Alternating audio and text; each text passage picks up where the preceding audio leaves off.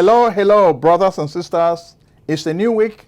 We are very happy to welcome you to our show titled Speak of Africa. We know you love the news that is breaking out. We created this channel because we want to be different. We want to be your voice. We want to be the voice of Africa. The same way Americans have Voice of America, this channel is the voice of Africa. We want to tell you what is happening. We collect information from Africans, then we share it. So how is Africa this week?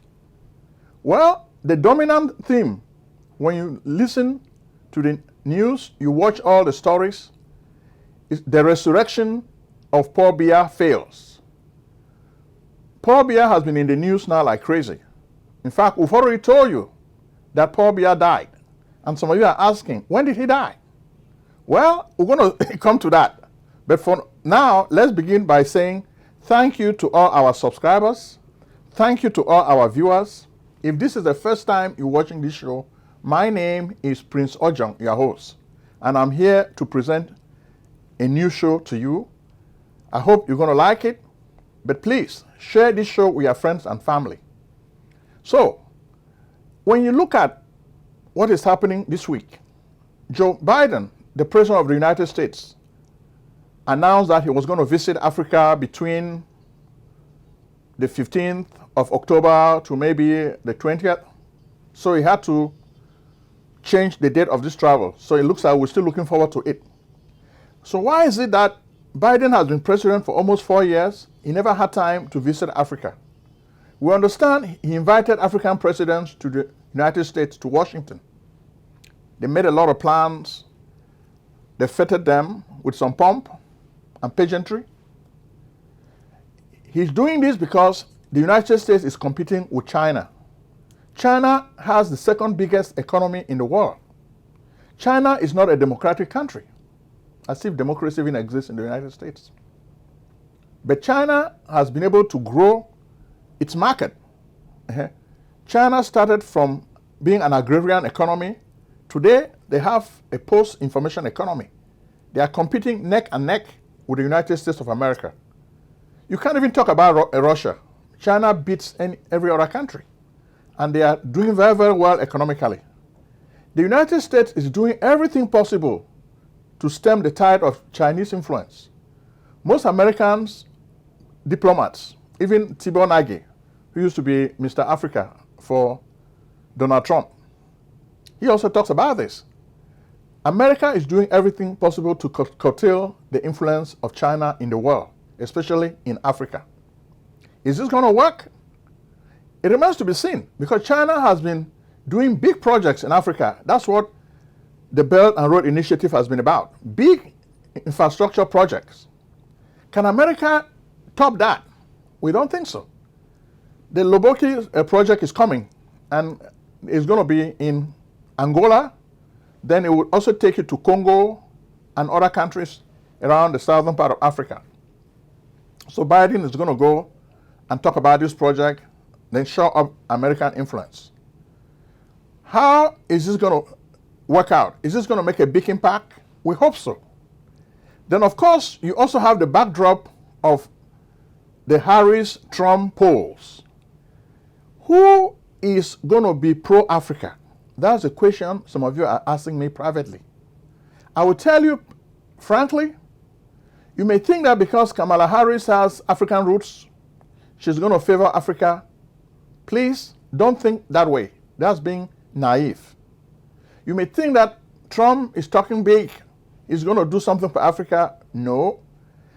These two politicians are going to do what is good for America.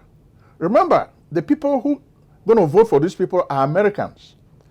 Hence, these two candidates are going to do everything possible to protect American interests. They are not going to protect African interests. So let's get this clear. If you want to fight for African interests, do what Ibrahim Traore is doing in Burkina Faso. He's a young guy. Some of you have been challenging us to share the good things that he's doing on this show, and we're willing to do that because we told you this show is for you. It's your show. You guys like some of the things Ibrahim Traore is doing. His country is fighting jihadists, and the young guy is struggling a lot to stem the tide of jihadism in his country.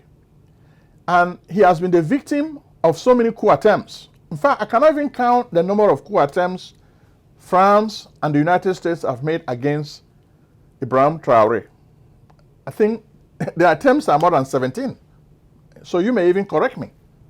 Over 17 attempts have been made to take this guy out, yet he remains in the game. So it tells you how bent the imperialists are against any president in Africa who is a nationalist. They love people like Paul Biya, who can sell their country. Those are the type of people America likes. Those are the type of people France likes. But today, unfortunately for them, Biya is down. Back in 2004, Biya said, there are so many people who are expecting me to die, but come to my funeral in 20 years. He thought he was playing with God. So God finally decided that after the June 20th anniversary, after June 2024, God started planning to welcome Biya home. And this happened on October 1st, 2024. That's the official date we've been given for the death of Paul Biya. Yet, nobody knows what is happening because the big guys are trying to orchestrate a political succession in Cameroon without anybody knowing what is going on behind. So the French are sitting down with some shady politicians from La République du Cameroon to try to orchestrate a new republic. You've had the first republic under Amadou Ahidjo. We have a picture of Amadou Ahidjo at the UN. You can see it. After Amadou Ahidjo, you had the second republic under Paul Biya. Now there is a third republic that is about to be born. So if you Cameroonians are sleeping, this show is intended to wake you up. Don't sleep. The French and some bad guys are working behind the scenes to install a new president for Cameroon.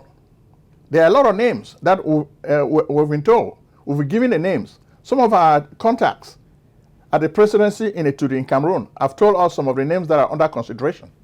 Okay? The first name under consideration is Shantel Biya herself. She has been talking to French government officials about her interest to succeed Paul Biya. Paul Biya is in the ice, in a muck. Yet, Shantel does not want the story to come out that her husband is dead. From the way we see the tea leaves, Shantel may not even travel to Cameroon to bury her husband because when the news of Paul Biya's death is finally announced, made public, it's going to create so much panic and confusion. So that's why they're keeping this news under wraps. But we are telling you in advance that Paul Biya died on October 1st, 2024. This was punishment for all the bad things Paul Biya and his gang have committed, all the sins they have committed against the people of Ambazonia. So God decided to take Paul Biya on October 1st, 2024. So why make fun of God? So this is the mistake Paul Biya really made. We're not judging him. We've come here not to judge Biya, not to praise him. We're here just to tell the truth about this guy. We don't judge because the Bible says, thou shalt not judge. So we're not judging him. We're simply saying that God is not happy. God gets angry when you do things the wrong way. One, Biya was joking with the idea of dying. So he committed the 7 deadly sins. Okay? He committed the 7 deadly sins. And look at Paul Biya like Dr. Faustus in a play. And he wants to play magic tricks. That's another problem. Why Biya is on trial by God. He wants to play the game that he's God. Satan gave him a lot of magical powers, and he was playing with these magical powers. But we've always told you, magical powers always have an end. They cannot work for a very long time. So Biya thought he was going to exercise these powers for a very long time. Then he was telling people that, oh, I'm a god. And all the sycophants of Paul Biya really believed that Biya was a god. It's not God. Biya is a mere mortal. Whatever has a beginning has an end. Biya is not a god. Biya was born and Biya must die. So that's just what philosophy taught us. Whatever has a beginning must have an end. Biya had a beginning, Biya must have an end. God is infinite.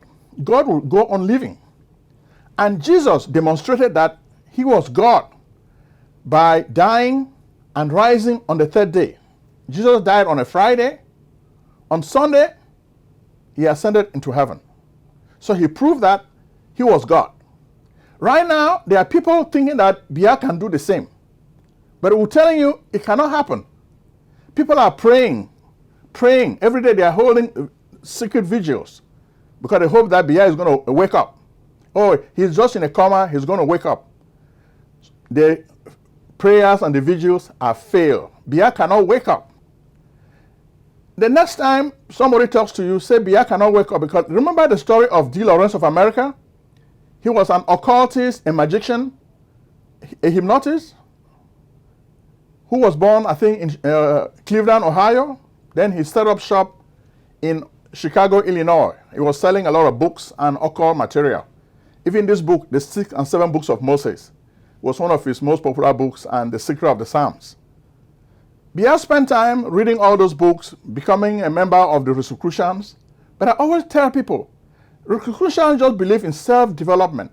Self-development doesn't mean you have unlimited power as a human being. Your power is limited. Only God has unlimited power. Jesus was able to rise after 3 days because God wanted it so. It was prophesied that he's going to live and he's going to die. That was part of Jesus' ministry. That's why Jesus came on earth, to fulfill what was already prophesied. Nobody ever prophesied that Biya was going to be born, and why would he rise? So Biya cannot rise.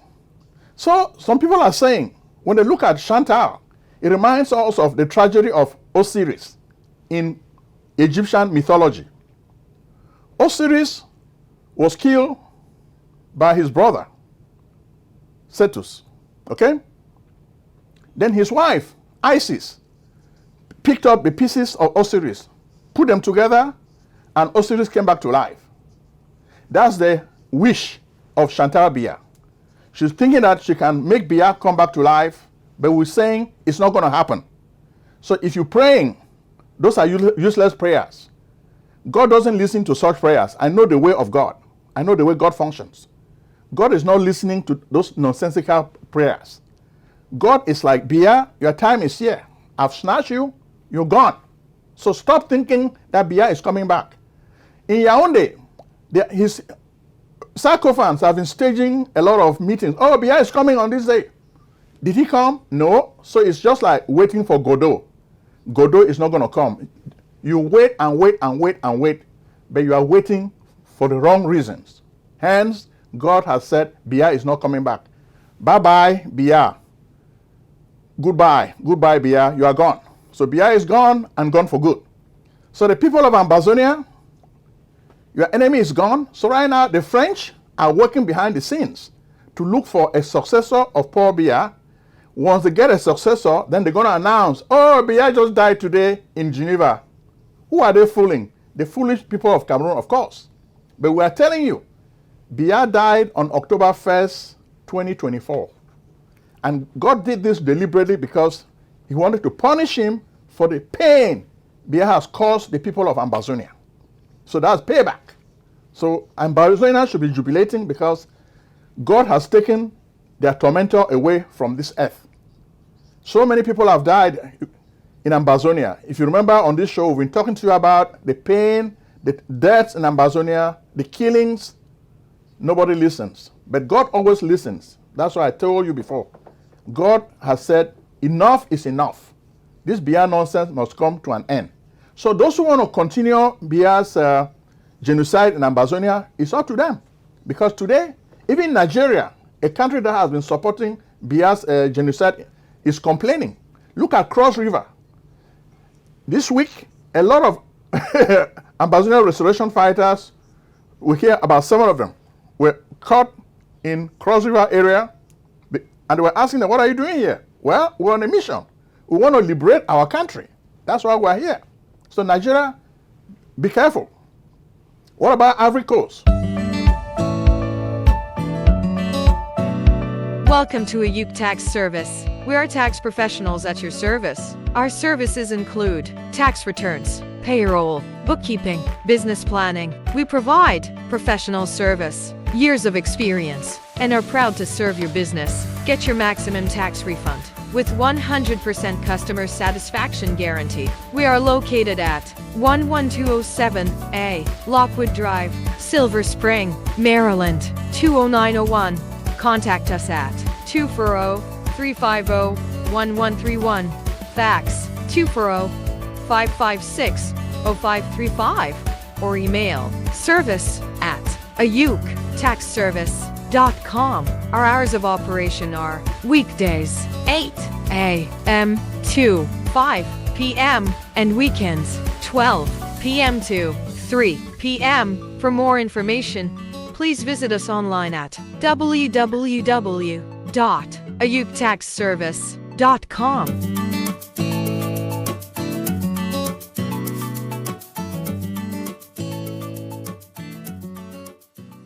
Well, Ivory Coast too has, we hear some student union leaders were killed. Alassane Ouattara is still struggling with a fourth term. When is he going to be tired to leave the presidency alone and look for something else? Maybe retirement. Like Paul Biya, he doesn't want to go. But we know his feet shall slide in due time because he's a sinner in the hands of an angry God. God is angry with most of these leaders who sit tight, kill their people, and they don't want to leave. Then they fill their bank accounts with money, which they keep in secret offshore accounts in Switzerland and the Panama Islands, while their people are dying in misery. God is looking at what is happening. Some people may say, oh, God is not doing anything. No, God will take time. God has his time. God's time is the best. He chooses when to pick these guys one after another. Okay? Then what about Mozambique? Well, Mozambique just had presidential elections. We're hoping that Felipe Nyusi of Frelimo is going to organize free and fair elections, but it looks like he wants Frelimo to win. So this week, we understand that two leading guys in the opposition were killed by shooting them close range, very, very close range. So political violence, because they don't want the opposition to win. So the elections are not free and fair. Then violence is messing things up. Then what about Nigeria? Well, there's a lot happening in Nigeria. Finally, Bola Tinubu is back to the country. But the problems in Nigeria remain. Insecurity is very, very popular. Then, of course, you had the tanker that burned and a lot of people died. But, of course, the problem with IBOP. We've been saying on this show so many times, Bola Tinubu, free Nnamdi Kanu, because IBOP is in the news so much in Nigeria to a point that if I were Bola Tinubu, the president of Nigeria, I would free Nnamdi Kanu. It's like a balloon. Puncture it so that the air can come out. Stop giving the people of Biafra a reason to be. Try to do what Yakubu Gowon did from 1967 to 1970. Yakubu Gowon was able to struggle so that Nigeria should stay as a united nation. Nigeria almost fell into pieces because of problems arising from the way the country was put together during the early days of independence. One coup d'etat after another, the country was almost fracturing and breaking into pieces. But Yakubu Gowon, he just turned 90. And we say, happy birthday, Yakubu Gowon. You struggled to keep this country together. Even when Biafra lost the war, Yakubu Gowon was very gracious to Biafrans. He treated them like brothers and sisters. He wanted reintegration. He wanted national unity. After Gowon was overthrown by Murtala Mohammed, subsequent governments have not really done much to address the complaints of the people of Biafra. And that's why IBOP and MASOP and all these other organizations are springing up to talk about self-determination for the people, the Igbo people. Okay? So we wish most of the Nigerian leaders can be like Yakubu Gowon, who did so much to deal with the problem of having so many clans in one nation. Yakubu Gowon was able to navigate all of this. When you listen to the interview he granted to the press in Nigeria, he talks about the way he really struggled. His priority was to keep Nigeria one as a nation. That was the task. Bola Tinubu, you have that same task today. What are you doing to make sure that Nigeria stays as one nation? We're asking you to do something. Stop taking vacation and sleeping. Nigerians need to know that you are working on their problems. Nnamdi Kanu, we want Bola Tinubu to free you today. If you don't, then more problems will be happening in your country. Then what about Senegal? Well, we hear President Faye and Ousmane Sanko, the PM, have come up with a 25-year development plan. Okay, that's good. I think that's a very good idea. We've not seen the plan yet. We're going to look at this plan. Tired of waiting in long lines at the emergency room or your doctor's office? You should be. Why wait in long lines for care? It's time for you to come to Lucille Urgent Care. Real care, no waiting. Lucille Urgent Care, the best place for true and loving care. Service at Lucille Urgent Care is convenient, fast, time efficient, affordable, accessible, transparent, and cost effective. Real treatment is your right. Indeed, it's not just a privilege or pejorative. Skip the emergency room's long lines, kiss the ER goodbye, say farewell to your old doctor's office, pay less, save time, enjoy the excitement of convenience, receive immediate treatment, get the healthcare you need quickly and affordably. Lucille Urgent Care offers many express services: rapid COVID-19 testing, on-site prescription, preventative lab services, imaging and x-rays, urgent medical treatment for common illnesses and injuries, routine vaccines and flu shots, work-related injury services, pre-employment, occupational, annual, and sports physicals, immigration exams, and much more. Same-day treatment, rapid lab results, extended hours, weekend hours, no appointment necessary, no insurance necessary, no doctor necessary, walk-ins accepted, telemedicine available. We are open 7 days a week with evening and weekend hours. We are located in Maryland, Lucille Urgent Care, 903 Half York Road, Towson, Maryland, 21204. Website, lucilleuc.com. Call at 443-275-1286 or 301-593-4897.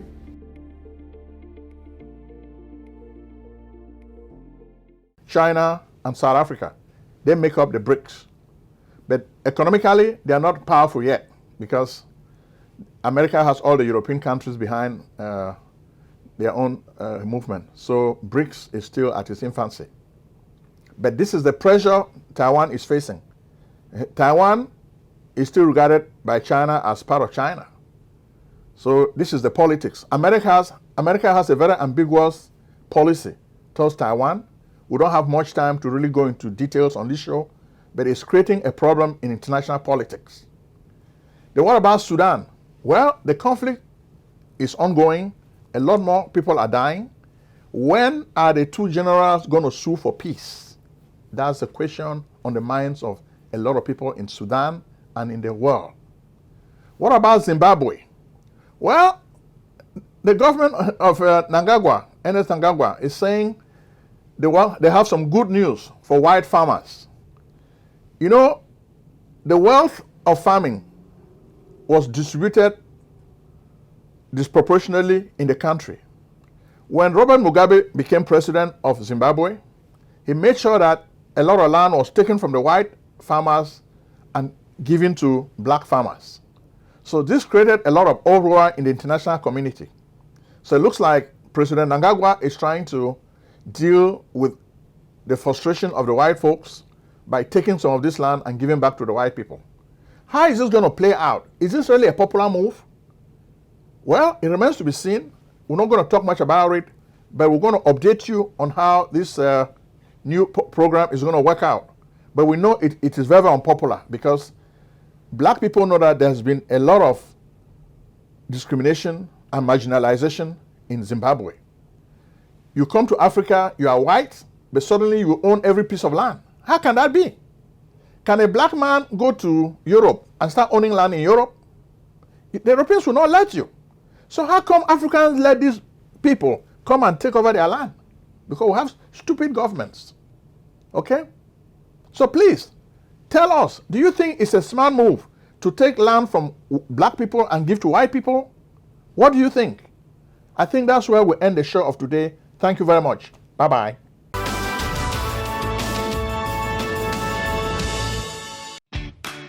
Do you need tax preparation services? We can help. Contact PJ Tax Service, America's only full-time income tax preparers. Like the good old doctor, we do not close our doors after April 15th. In fact, we stay open all year round in order to serve you. We are located at 11207A, Lockwood Drive, Silver Spring, Maryland, 20901. Make an appointment today with Prince Ojong, your tax expert. Call 240-350-1131 or visit us on the web at www.pjtaxservice.com.